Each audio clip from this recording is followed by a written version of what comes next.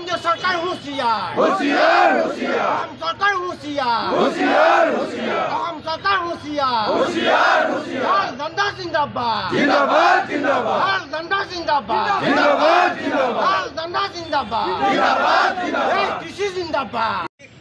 किनि centre president আছে সকলোৱে সিদ্ধান্ত গ্ৰহণ কৰি আজি 15 তাৰিখ দিনটো कमलगढ़ भैनी वर्कर यूनियन जिंदाबाद जिंदाबाद जिंदाबाद कमलगढ़ भैनी वर्कर यूनियन जिंदाबाद जिंदाबाद जिंदाबाद दुनियार मजदूर दुनियार मजदूर যাতে তেখেতসকলে সাধাৰণ যি ন্যূনতম সামগ্ৰী খাদ্য সামগ্ৰী বস্ত্ৰ আদি কৰি যিবিলাক আছে সেইবিলাকত যাতে জিএছটি কৰ উঠাই ল'ব লাগে আৰু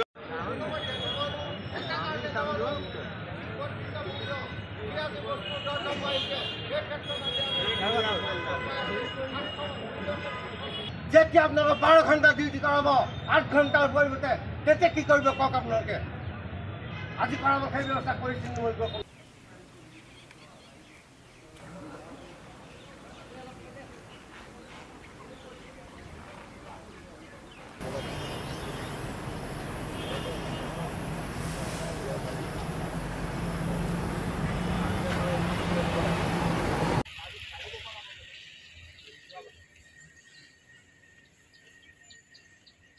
আমি 15 তাৰিখে সাধাৰণ ধৰ্মঘট আহ্বান জনাইছোঁ। ইয়াৰ ধৰ্মঘটৰ মূল কাৰণ হ'ল প্ৰথম কথা হ'ল যে বৰ্তমান কেন্দ্ৰীয় চৰকাৰে যি জনবিৰোধী শ্ৰমিক বিৰোধী নীতি গ্ৰহণ কৰিছে সেই নীতি তেখেতসকলে আমি পৰিহাৰ কৰিবৰ কাৰণে দাবী উত্থাপন কৰিছোঁ আৰু লগতে তেখেতসকলে যি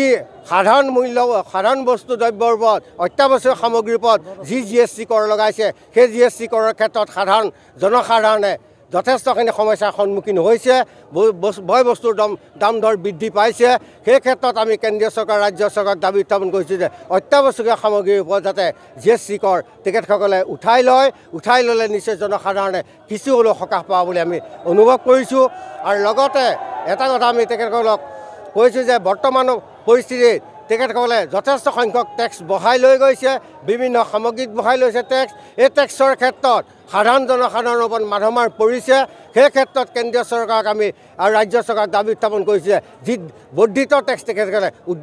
যথেষ্টখিনি বঢ়াই লৈ যোৱাৰ কাৰণে আমাৰ যথেষ্ট সমস্যাৰ সন্মুখীন হৈছে সেই ক্ষেত্ৰত যাতে এই টেক্সখিনি তেখেতসকলে কমাই লৈ আহে তাৰ কাৰণে আমি কেন্দ্ৰীয় চৰকাৰক দাবী উত্থাপন কৰিছোঁ। সেই ক্ষেত্ৰত আমি 3খন গেটতে কৰিছোঁ আৰু নুমলীগড় খন্দাগাৰত বৰ্তমান সাম্প্ৰতিক পৰিস্থিতিত এক্সপানশ্যন চলি আছে যথেষ্ট সমস্যাৰ সন্মুখীন হৈছে সেই ক্ষেত্ৰত আমি খন্দাগাৰত আজি জেনেৰেল ষ্ট্ৰাইক কৰিব লাগিছিলে কিন্তু আমি জেনেৰেল ষ্ট্ৰাইকৰ পৰা ৰেহাই দি পেলাই আমি খন্দাগাৰত দাৰ সভাৰ যোগেদি আজি এই প্ৰতিবাদ আমি সাব্যস্ত কৰিছোঁ।